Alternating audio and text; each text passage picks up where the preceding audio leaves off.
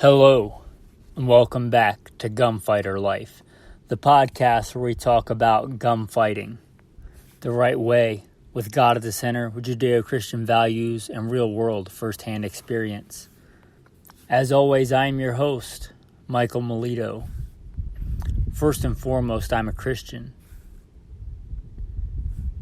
a servant of God Most High, a follower of Jesus Christ. Been a professional gunfighter most of my adult life. Joined the Marine Corps at 17. Did 2 combat tours in Iraq. I was also an urban warfare instructor for the United States Marine Corps. Also served in the U.S. Army, both full-time and part-time National Guard. Primary in both those services were infantry. Also served in law enforcement for a lot of years, at least a lot of years to me. Served at LAPD, worked regular assignments, more specialized assignments. Also served in the private sector, private contracting, whatever you want to call it, for a 3-letter government agency I won't specify. Was also blessed to be the commander of a tactical team where our primary job was to stop active shooters in a large metropolitan area here in the States. Started hunting at a very early age when I was still a boy, running around the woods with a .22 or a shotgun, taking game to eat. Been blessed to hunt all over this beautiful country. I've been a professional big game hunter and guide, slaying all manner of beast by God's grace. Been blessed to hunt all over this country. Started competition shooting even before the Marine Corps at 17. I been blessed to win more shooting competitions with the talents God's given me than I can remember. State rifle and pistol champion a few times over. But I am a warrior, first and foremost, because God has made me one. I am made in His image, and it says in Exodus 15, the Lord is a man of war. With that, you may have noticed a little bit different format coming at you from the iPhone, the beautiful mountains, somewhere around Sedona. It's a 1.8 million acre national forest that I've bugged out to. Actually bugged out. We had a forced evacuation yesterday. For those of you that don't listen to the Alpha Male podcast, we legitimately bugged out yesterday. Like, there was a forced evacuation order. By God's grace, we got out of there safely. So I'm sitting out here in the sunshine in this little exodus, and honestly rather enjoying it. Reading the Bible, praying, walking around the wilderness. I did a short episode last night after the bug out on the Alpha Male podcast. But today I thought we'd get back to talking about guns. This is Gunfighter Life. I've done a few episodes of the Definitive Guide to. This one's going to be the definitive guide to bolt-action rifles, which you probably know if you read the title. Before we get into that, don't forget to like, subscribe, leave a review on whatever platform you're listening to this to. Hit some stars. A cheap, free, easy way to support the podcast. If you like it, that, from what I hear, will help other people discover the podcast, and that's kind of what we're about here. And this ministry is helping other men be better, whether that's better at gunfighting or just better men in general. So if you want to leave a review or hit some stars for the other men listening, that'd be great. With that, men, let's talk about bolt guns. So I'm not the best gun historian. I'm not a gun collector. But we'll dive into a little bit about the history from what I know off the top of my head here. You know, bolt-action rifles have been around a long time, since the 1800s. I don't know if this is correct, but when I think of the first real modern bolt-action rifles, I think of the Mausers. The Mauser 98 is kind of iconic. I'm sure there were a few models that came before that were basically the same. But the early Mauser rifles, like I said, they came out in the late 1800s. And you can get mad at this if you want, but from my understanding, we basically copied that in the Springfield 1903. We saw what the Germans were making, and we said, that's better than what we have, in the 30-40 Krag that we had at the time. Let's copy that. So we kind of did, and we took their 8mm or the 7mm Mauser, or probably looked at both of them, and decided, let's make something similar, a little bit in between, and we made the 30-06. And we put it in the 1903 Springfield, which if you look at it, is functionally about the same as a Mauser. And after the wars, we kind of copied that, especially Winchester copied that in what is known as their iconic, the rifleman's rifle, the Winchester, the pre-64 Winchester. And if you look at that, again, functionally the same as the Mauser and functionally the same as the Springfield 1903. And that's pretty much, aside for some metallurgy and machining tolerances and advancements in materials, basically the same as we have today. Now, the Remington 700 came along. It kind of cheapened manufacturing, kind of made a good rifle for a lower price point. That's why Winchester changed their design and kind of copied it. But anyway, that modern bolt-action rifle has been around, let's say, for argument's sake, since the late 1800s. And today, we could categorize bolt-action rifles in a few different ways. But how I'm going to categorize them is tactical, whether that be military practical or police practical, hunting, practical, and precision. Now there's a lot of little subcategories in there, varminters and whatever else. Let's talk about some of the big ways that bolt actions operate, because they're not all the same. They pretty much function basically the same, but there are some differences. If you're not super familiar with bolt action rifles, you've only ever been around the AR-15 and the Glock 19 kind of world of shooting. There are the cock on open and the cock on close. Now, the only real popular one, I'm sure there's many more, but the only real popular ones that are cock on close that I'm aware of are the Enfields and all the iterations of the Enfield, which are a massively popular rifle. They serve the British and the British Empire, which was huge at one point for quite a chunk of the 20th century. So those are pretty prolific. They're cock on close. They are known for being fast actions as far as the bolt action goes. They're known for being fast, smooth actions.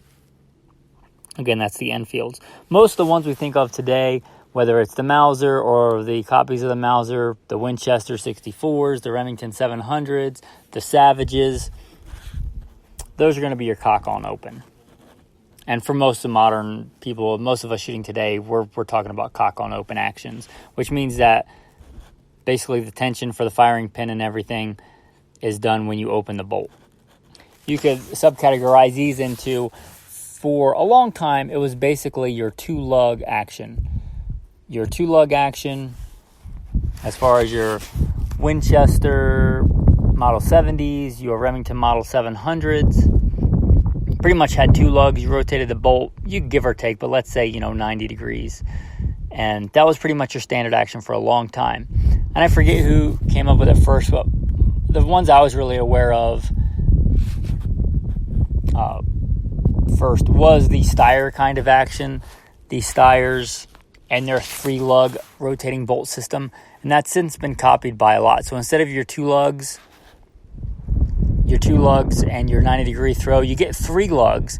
And that means, if you could picture that in your head, three lugs going into the bolt face and turning, you have to rotate the bolt handle less in general. So you're talking about maybe a 60-degree bolt throw. Now, people argue that the two-lug is more accurate, the three-lug is faster, this thing and that thing. I think for most practical riflemen, that's academic. But the three-lug certainly can be plenty accurate, and the two-lugs can be plenty fast. Anyway, those are some major differences. That has since been copied from whoever came out with it first, but Steyr was the first one I know of it being actually popular. But lately, if you look at the Ruger Precision Rifle, which is kind of a copy or a beefed up, more expensive version of the Ruger American, those pretty much use the same three-lug rotating bolt. I do believe that the newer Brownings use a three-lug rotating bolt, 60-degree throw. And these are all kind of copies of the same basic design. And really, the only real significant change in a long time since the 1890s two-lug rotating bolt. The next big one, and this might get controversial for people that love bolt guns, is control feed versus push feed. We talk about the Mauser, we talked about the pre-64 Winchesters, and the reason the pre-64 Winchesters for so long were coveted because they were a good sporting design that used a controlled round feed. What this means is that, if you can picture this in your mind, when you pull a round out of the magazine, whether it's an internal magazine or a, detachable box magazine, when that bolt grabs that round, the extractor, which is a big beefy extractor compared to what we're used to from most modern semi-autos, it grabs the rim of that case from the time it comes out of the magazine and controls that round all the way into and out of the chamber. That's controlled round feed. A push feed basically just shoves the round up out of the magazine. It kind of pops open into that open section before it goes into the chamber, and you ram it home into the chamber. I will say that I have a personal bias. I like controlled round feed. My go-to bolt-action rifles, at least for now and for a while, especially when I was a professional big game hunter and guide, I like the Kimber, which is basically a scaled-down direct copy with modern metallurgy of the pre-64 Winchester. That's why I got it. And that's a controlled round feed. I like controlled round feed. A lot of people like push feed. Push feed, the reason they went to it was because it was cheaper to manufacture. And if that's not an important feature to you, I guess save the money on the controlled round feed and the more complex bolt and spend it on accuracy nodes, on accuracy potential in other areas. But that's a big difference between push feed and control round feed. Practically in the field, is it an issue?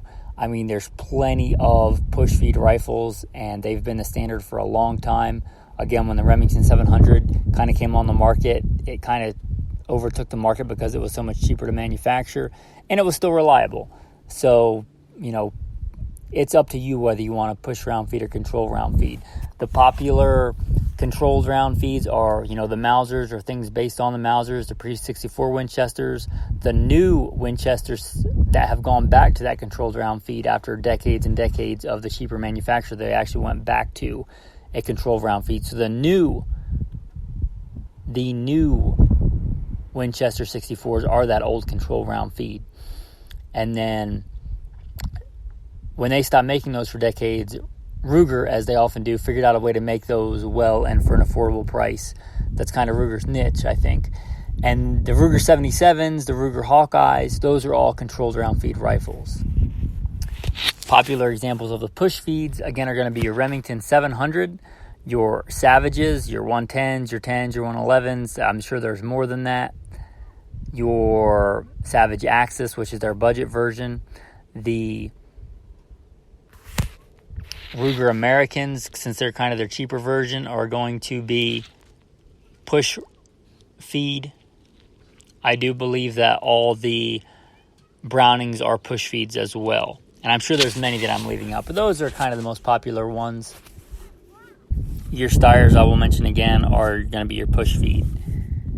If we get into bolt actions for tactical use, obviously the American military, both the U.S. Marine Corps and the U.S. Army, their snipers have used basically the Winchester 64 in Vietnam, and more popularly, and especially more recently, the Remington 700s, at least until Remington went bankrupt and stopped making rifles. I don't know if they're making them again, but Winchester's really had a rough go lately. In fact, I have not been pleased with their products as of late. But let's talk about the ones that have been around for decades. The Remington 700 was kind of the standard for tactical use, whether that was police use or military use. Military snipers, again, I believe it's the M24 is kind of the classic iconic. And that was used to great success in the military. It's rugged, it's reliable, it's accurate. It is kind of the standard that other bolt actions are measured against, at least in the tactical bolt action world. I'm sure there were others, but that was the main one. And again, police use that as well for urban, sniper operations, urban precision operations. That's, again, kind of the standard. And you're talking generally, except for recently some more specialized stuff, you're talking about a Remington 700, bolt action, and 308. Nothing fancy. A lot of times what you would get at the sporting goods store, at a good gun store, is probably better, and you can get mad at this if you want, but it's probably better than what the American military sniper had for a long time. You can get far more accurate, far more custom barrels, better actions based on the Remington 700 than the Remington 700 action itself. And by better, I mean like more precise, more accurate, better tolerances. But don't think that you need something fancy. The the Marine Corps sniper, the Army sniper, they're good because of their training, not necessarily because they have the best tools, but they have sufficient tools for the job and they train hard. But that's your tactical bolt-action rifles. Of course, there's some other bigger bolt-action rifles, whether that be 300 Win Mags that have been used successfully in warfare for a while, 338 Lapuas or things like that. And again, you heard my background. I've been blessed to do a lot in the military. I never was a sniper. I don't pretend to be a sniper. So I don't want to talk more into that than I actually know. But especially in my time coming up in the military and law enforcement, the Remington 700 in 308 was pretty much the standard. I know there's a lot of hoopla today about the 6.5 Creedmoor, and I like the 6.5 Creedmoor. It took me a while to warm up to it because I figured it was a new fad cartridge. But do you feel like practically for most practical distances, and this is going to get heat, whether that's hunting or tactical applications for most ranges, the difference is kind of academic. Yeah, the 6.5 has a little bit less wind drift and a little bit less drop, but it also has a little bit less payload. It does have higher sectional density. If you ask me, the best all-around tactical cartridge, I would say the 6.5 Creedmoor probably has a little bit of an edge, but economy of scale and affordability of practice still really goes to the 308. And you got to ask yourself, is it better to have a slightly better cartridge on paper or a cartridge you can practice and train with more for the same amount of money and budget? Getting into practical rifles. And practical can mean a lot of different things to a lot of different people, but I would say for the average armed citizen, sorry guys, I'm doing this outside, it's kind of windy. Hopefully it doesn't come through in the audio, but it's a beautiful, beautiful, glorious day. The heavens declare the glory of God, and the firmament shows us his handiwork. But a practical rifle can mean a lot of different things, but let's say for the average armed citizen, the average militiaman, modern militia, well-regulated, trained citizen, a practical rifle would be one that could be used either for defense or for putting food on the table. And for that, I'd say pretty much any standard Remington, Winchester, Savage, center fire bolt-action rifle. Most commonly chambered in 30-06 or 308, 270, 6.5 Creedmoor, and a slew of others that I'm probably going to upset people if I leave out. But there are so many. But any good center fire, let's call it big bore, 6mm and up.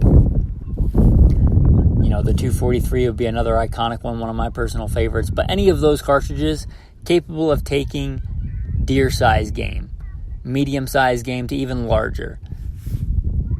Pretty much everything in the world has been hunted successfully with 30-06. So a good practical rifle, any of those with a good either set of iron sights, which is hard to find nowadays, sadly, on a good bolt-action rifle, but with iron sights and a good optic. That classic 3-9. Classic 3-9, whether that's a Nikon or a Weaver or a Leopold, or more recently on the market, Vortex. But any of those with a good solid optic and a good solid mount that your average well-trained American citizen can go out and take game at reasonable ranges and maybe have as a truck gun to dispatch a coyote, or hopefully never needed, but if needed, can be pressed into a defensive role. Do I think a bolt-action rifle is in any way as good for most practical defensive encounters as a semi-auto? No, of course I don't. There's no military in the world today, no major military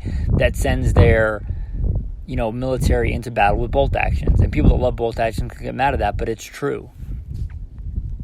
If I shipped you over to Iraq right now, would you rather have an AR-15 and AR-10 or a bolt-action Enfield or a bolt-action Remington 700? And again, there are niche applications, but if you're not a sniper, that doesn't really apply to you.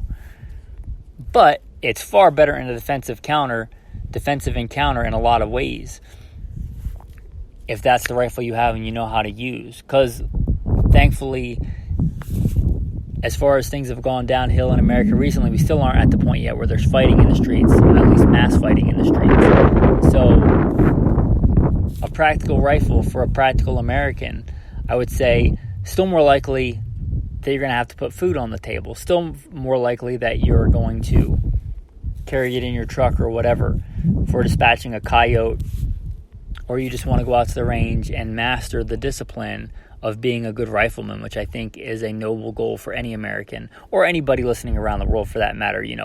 The right to keep and bear arms is not granted by the Constitution. I believe the right to self-defense is granted by God, and it's guaranteed by our Constitution. But realize that if you live anywhere else, I believe you still have those rights. They've just been taken away, for lack of a better way to put it. But what bear or mountain lion or even mouse, for that matter, wouldn't defend its family? Anyway, I'll get off that soapbox and get back to bolt-action rifles. But a good practical rifle. And again, that would be any good bolt-action rifle, whether you want a push feed or control round feed or a 2-lug or a 3-lug. If you prefer the LPVOs like I do, a 1-4 or 1-6, or you prefer the traditional 3-9 or even a 4-12. I would say that's a good practical setup for a practical rifle, and a good center fire caliber anywhere from 243 to 30-06. You get anything below that or above that, and I think you start getting into specialty, whether that's with the optic or with the cartridge itself. But that's a good general purpose practical rifle. We did a whole episode on scout rifles. I like the idea of a scout rifle. I have never owned what most purists in the scout rifle world would consider a scout rifle. But I toyed with the idea of getting one. Again, I'm not a gun collector. This is not gun collector life. It's gunfighter life. And I do quite a bit of hunting. Perhaps one day I will get a scout rifle, but I would consider that a good, iconic, practical rifle that was designed to be a good all-around bolt-action rifle. And the scout rifle concept, I believe, does have merit, especially in the fact of its weight. One of the things I used to see all the time as a professional hunting guide for big game is people's guns are just way too heavy and unwieldy. But anyway, the scout rifle would definitely fit into that practical rifle concept. If you want more on that, listen to the scout rifle episode. A great episode with a very good guest and a Patreon of this podcast, a patron of this podcast. The hunting rifle, getting away from the practical basic hunting rifle, you have a lot of different subcategories. We have the varmint rifle. And we did a whole episode on varmint cartridges. But varmint, generally, you consider 308 and down. 308 would be on the very top heavy end, but generally 308 loaded with lighter than average bullets, 130 grain, 110 grain. Certainly a good varmint cartridge. But when I think of varmint cartridge, I think most iconically of the 223. I know it's a military round now in the 5.56, but it was designed as a varmint cartridge. It really excels as a varmint cartridge. But you're talking about a lot of times a heavier barrel, a smaller round. A lot of times deer hunting, it's rare, especially if you're a decent marksman, to have to shoot more than twice. But it's not uncommon to shoot as fast as you can load magazines in varmint hunting, especially if you're talking about prairie dogs. You can just see almost figurative waves of those moving on the ground. So as fast as you can load, you can shoot. And a heavy barrel kind of helps with that for a couple of reasons, which we won't get into today. But a varmint rifle in general is a heavier barreled rifle and a smaller caliber with a more higher magnification optic. I said your practical rifle is going to stop at 4-12, I believe, or 3-12 is probably more common nowadays. But your varmint rifle really starts there. That will be your low end. A 3-9 would be a minimum. A 4-12 would be kind of at your minimum range. And you could go up to 15 power, 20 power, 24 power. And the reason for that is that your targets are smaller. A prairie dog head and a prairie dog kill zone at 200 yards, in my opinion, a prairie dog head is probably harder to hit, especially in windy conditions, than a full-size elk is at, 500-600 yards. Especially with those light bullets. And light, fast bullets are kind of the name of the game for varmint hunting, because you want that bullet to dispel all its energy in a small target. But that's kind of in a nutshell, your varmint cartridge. You get into on the other end of the spectrum, you get into your dangerous game bolt-action hunting rifles. And bolt-action hunting rifles, except for the classic double rifle that most, I would say the average Joe American is not going to spend $50,000 on a nice double rifle or a drilling. for dangerous game hunting. But a good bolt action big bore rifle is kind of the everyman's dangerous game rifle. And in this, I'm talking about the above 30-06, your 375 H&H, your 375 Rugers, your, one of my favorites, the 35 Whalens. And it gets just crazier from there, your 416s, your 500s, but a big bore dangerous game rifle. These are generally topped with a lower magnification, an LPVO or a fixed lower power scope, and good backup iron sights. They're kind of iconic on dangerous game rifles, and I wish they were still prevalent on your average rifle. I think the average rifleman should know and master the ability to get hits at hundreds of yards with iron sights. But your dangerous game bolt action rifles, again, kind of its own little niche away from the most practical, what I would consider practical rifles. But they do fill a niche. In America, commonly for moose hunting, for brown bear hunting, and for trips to other continents, most notably Africa.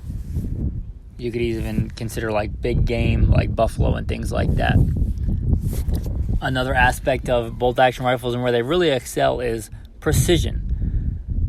This might be controversial too, but in general, if you're spending the same price point, $1,500, $2,000, you can get a more accurate rifle in a bolt action than you can in a semi-auto. And I know some people will say, I bought this $700 AR-10 and it shoots, quarter MOA, whatever, that's fine. But I'm talking about in mass generalities. If you gave 10 people $2,000 to spend on a precision rifle, in general, I still believe today that the more accurate on average would be a bolt action rifle over a semi-auto. So precision rifles, whether that's PRS shooting, which I'll be honest, I have never done PRS. I have done precision rifle shooting. I have done, but not PRS. I was doing precision rifle long before I ever heard the term PRS, especially long before it was popular. It may have existed in a small niche. So I'm not super familiar with that, but I know they shoot super heavy rifles as far as like being impractical in the field unless you're going to consider hunting, driving on a quad and throwing your 20-pound rifle on a tripod. That's not how I hunt. I'm not knocking anybody. I think anybody that wants to go get their own meat instead of buy it from the grocery store is a good thing, so let's not beat each other up. But I'm a spot and stalk hunter, so I consider those kind of a specialty. But your precision rifle, whether that's for PRS or for bench rest shooting, these are generally very heavy, very precise precision implements. Obviously, well, I guess not obviously, but in general, far heavier than your average hunting rifle, your average practical rifle, even heavier than your average sniper rifle. And we'd lump these all together in the category of precision rifle, and that can mean a lot of different things. A bench rest rifle is not the same as a PRS rifle, but that's another subcategory. And when I was doing this episode, I was mainly thinking of center fires, but we should mention that there are great and iconic, bolt action rimfire rifles. The most common, obviously, is going to be your 22 long rifle, but also 22 Magnums, 17s, all of those in bolt action as well. And they have the same advantages. They, especially for hunting conditions, offer, in general, a good degree of accuracy and a reasonable rate of fire. How fast your double taps are is important for CQB. It is not super important when you're shooting at squirrels running through trees because you have to reacquire your target in between shots. So for practical purposes, a bolt action rifle for that is going to do you fine. So you got your bolt action rimfires. And I have heard that precision rimfire bolt actions have kind of become a thing. And again, that's not something I'm firsthand familiar with. But it would be a cool sport to get into. I guess I'll close on this by talking about my current and for a long time favorite bolt action setups for hunting. And as I talked about, I've hunted since I was a boy. I've been blessed to take game all over this beautiful country, whether, white-tailed deer on the East Coast or mule deer on the West Coast or pronghorn or bear or elk or even exotics, fallow deer, things like that. Been blessed to hunt. The way that I like to hunt is spot and stalk or still hunting. I don't like hunting from a stand, And if you like to do this, that's fine. I don't like carrying a 20-pound rifle and setting it on a tripod.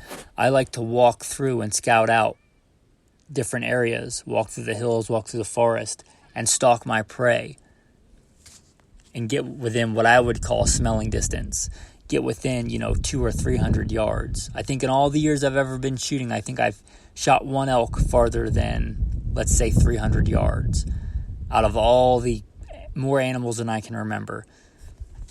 And the terrain really didn't dictate, and I was on a tight time crunch. I was trying to hunt before work, and I just couldn't get any closer in that amount of time in that terrain. Had I had more time, I would have liked to stalk closer. But anyway, I like to hunt in those ranges and in that way, spot and stalk hunting. And my setups, I like the Kimber Rifles, again, because they are based on that pre-64 Winchester action. But since our metals today arguably are a lot better and a lot more consistent, they scaled that action down to make it much lighter. So my go-to are the Kimber Rifles, whether it's just my Kimber Hunter in 308 or my Kimber Adirondack in 6.5 Creedmoor. And that 6.5 Creedmoor, I don't know what it weighs with a scope on it, but I want to say it weighs less than 5 pounds, especially just a rifle. So a less than 5 pound rifle that's handy, that I can carry a lot and cover a lot of ground. That's pretty much, point and click, for lack of a better term, point blank range from, let's call it, contact to the muzzle to 250 yards. I can really just point the crosshairs on target and pull the trigger.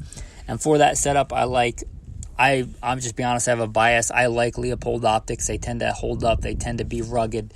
I like Leupold and Trijicon optics, but mine are topped with Leopolds.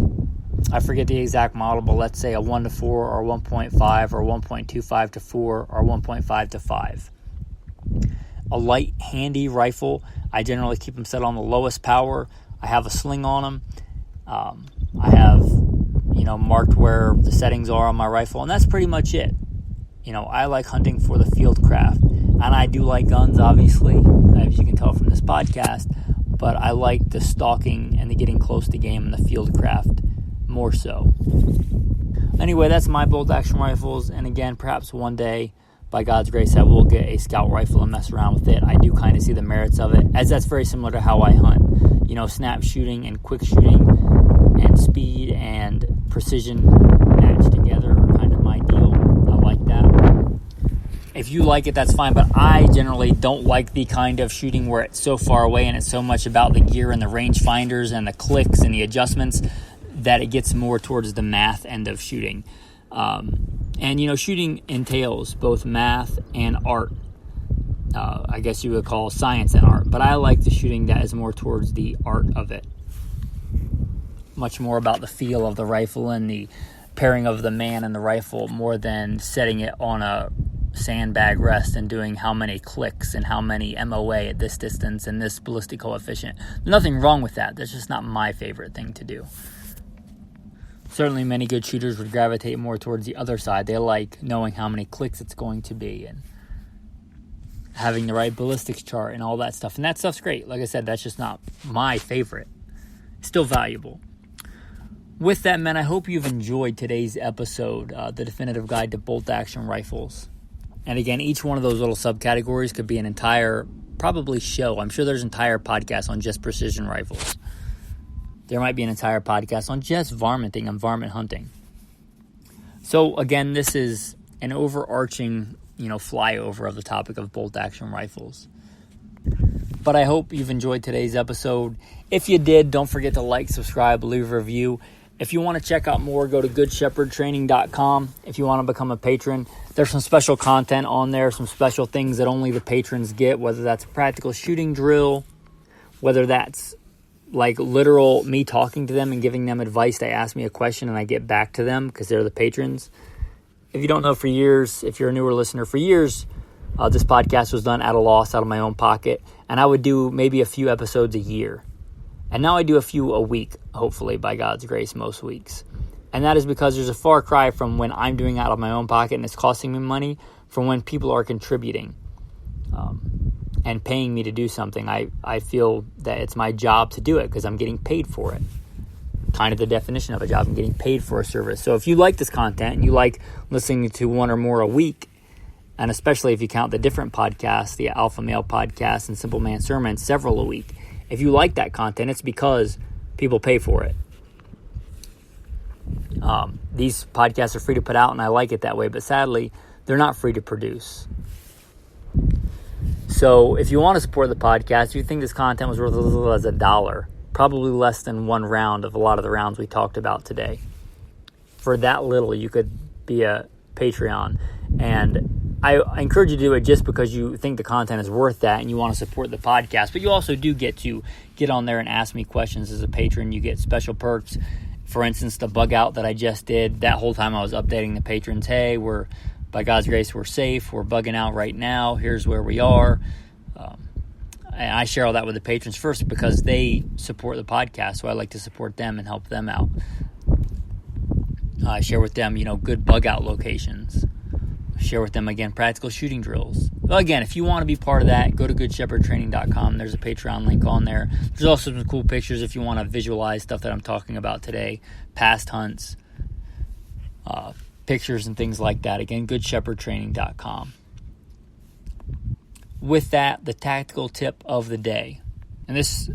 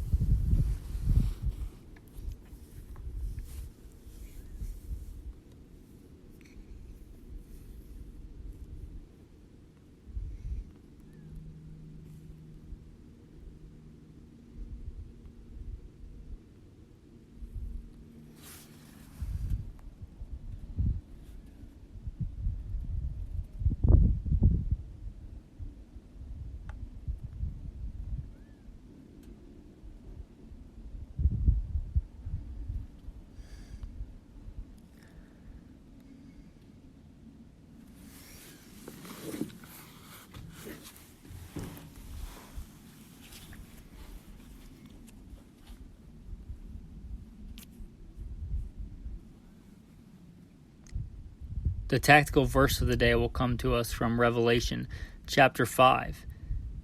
And one of the elders saith unto me, Weep not, behold, the Lion of the tribe of Judah, the root of David, has prevailed to open the book, and loose the seven seals thereof.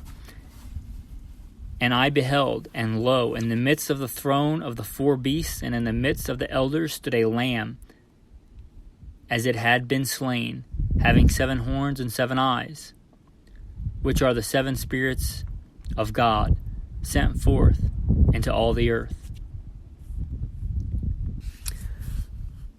With that, men, I want to say thanks for listening to this episode of Gunfighter Life. Have a blessed day.